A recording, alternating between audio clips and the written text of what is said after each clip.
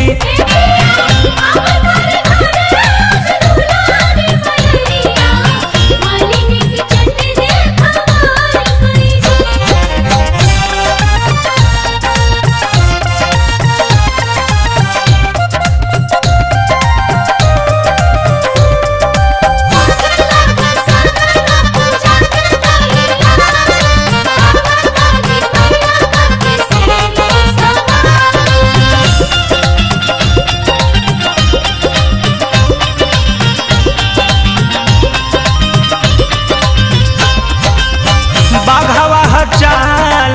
रथ लेके उतारी कमी ना होखे खातिरदारी में।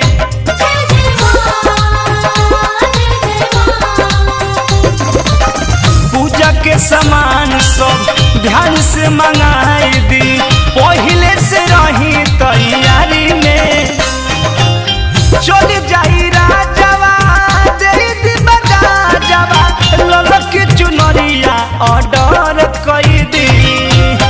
चल जाई राजवा दे दी बजावा, ललक चुनरिया ऑर्डर कई दी। आवतर घरे आज दुलारी मायरिया, मालिनी के चट दे खबर कई दी।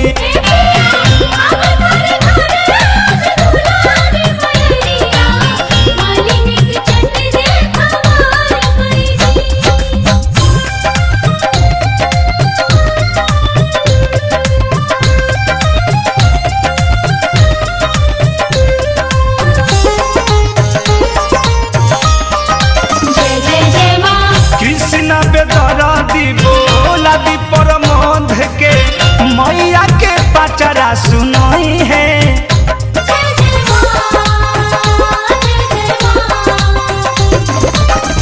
बावीस दिन भागी दुखवा के दिन जी, शंकर मैया मोहई है।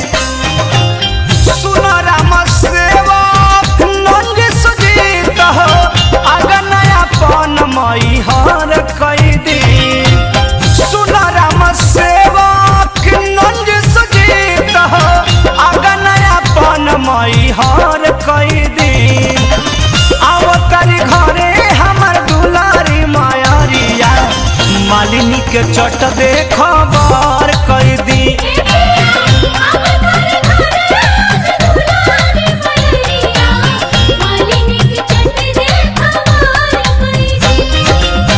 होई है पूजा नवा सुनिए सजानवा, भगवती महल अपन घर कई दी।